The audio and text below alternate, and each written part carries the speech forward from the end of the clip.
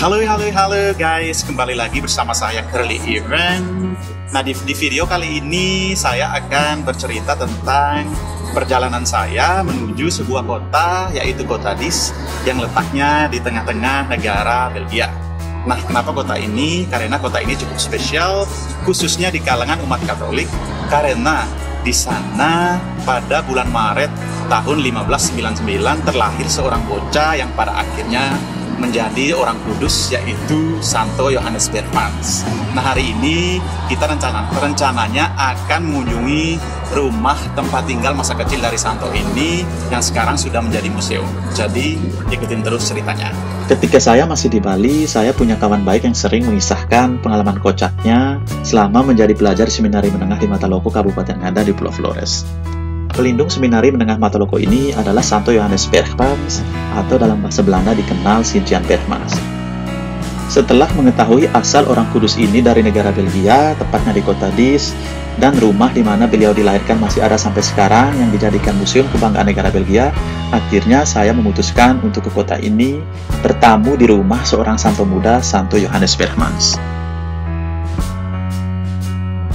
Setelah perjalanan 50 km nyetir dari tempat kita tinggal, akhirnya kita nyampai di kota Disch, kota di mana Santo Johannes Bergmans dilahirkan.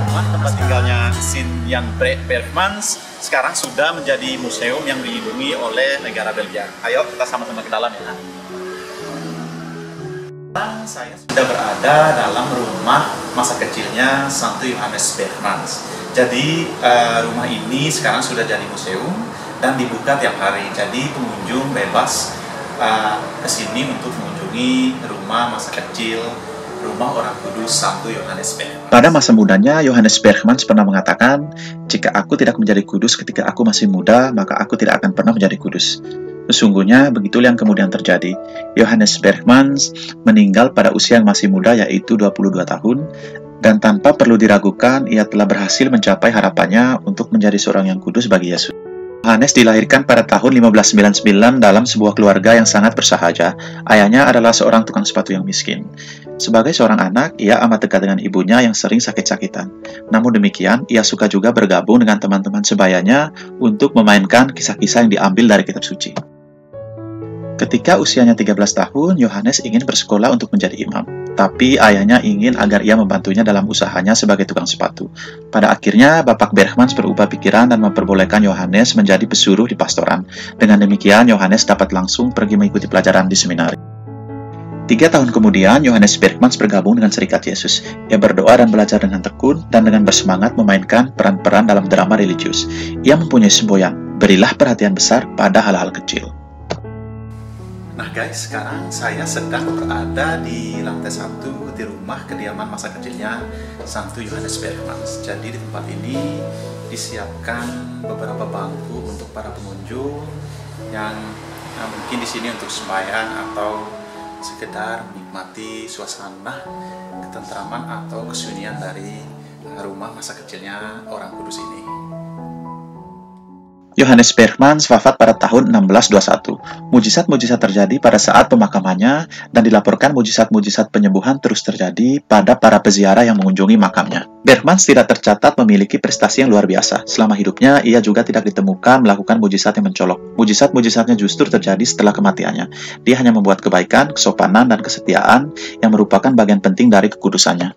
Setelah meneliti mujizat-mujizat yang terjadi dengan perantaran Johannes Bergmans, 2,5 abad kemudian, Johannes dinyatakan sebagai yang terberkati oleh Paus Pius ke-9 pada tanggal 28 Mei tahun 1865 dan dinyatakan kudus pada tanggal 15 Januari 1888 oleh Paus Leo yang ke-13. Oke guys, tadi kita sudah memasuki rumah masa kecilnya Santo Johannes Bergmans dan melihat isinya ada apa aja di dalam. Nah sekarang saya akan jalan-jalan sekitar kota Disch, kota di mana Santo Johannes Bergmans berasal. Jadi kita akan bareng-bareng menikmati suasana kota ini seperti apa. Jadi ikuti terus ya. Setelah sedikit jalan-jalan, sepertinya saya butuh kopi guys, untuk tambah ekstra energi, biar lebih semangat untuk eksplor kota Disch, kota kelahiran Santo Johannes Bergmans ini.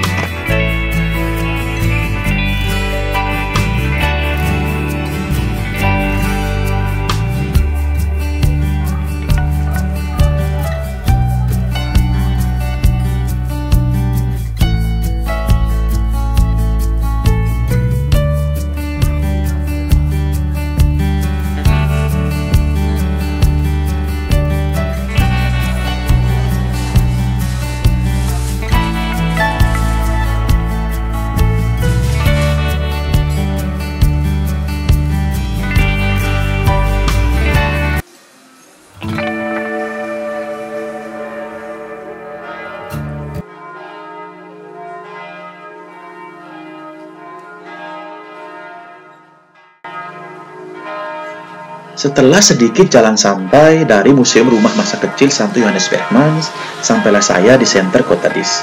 Di sini ada bangunan City Hall, dan di sampingnya berdiri kokoh dan magis satu gereja gotik tua, yaitu Gereja Santo Sulpicius yang dibangun dari tahun 1321 sampai tahun 1534. Berarti butuh waktu 213 tahun dari awal pembangunan sampai selesai. Kalau dihitung dari tahun selesai pembangunan gereja ini, usianya sudah mencapai 486 tahun. Untuk masuk ke gereja ini tidak dikenakan tiket masuk dan boleh dokumentasi sepuasnya. Ayo guys, kita masuk dan cari tahu seperti apa desain gereja gotik ini. Arsitektur gotik adalah gaya arsitektur yang digunakan selama abad pertengahan tengah dan akhir. Gaya ini berevolusi dari arsitektur Romawi dan diteruskan oleh arsitektur Renaissance.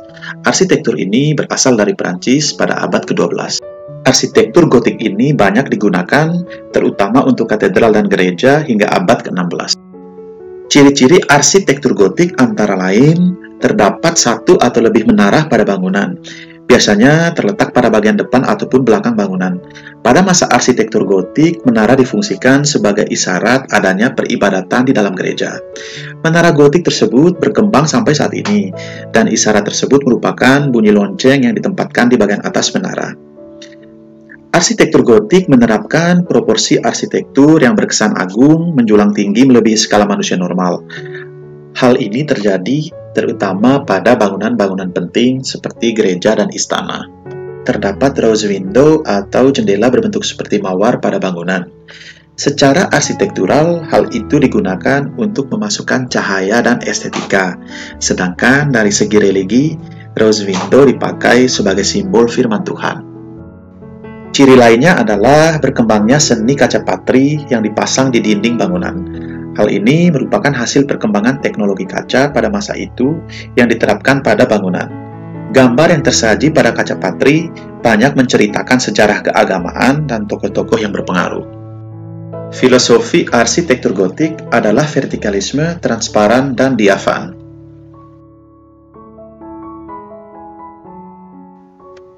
Selain menjadi kota asal dari Santo Johannes Berchmans, keberadaan gereja ini adalah kebanggaan masyarakat kota Disch. Tidak sedikit wisatawan domestik dan mancanegara berkunjung ke kota ini untuk mengagumi kemegahan dan magisnya arsitektur gereja gotik ini.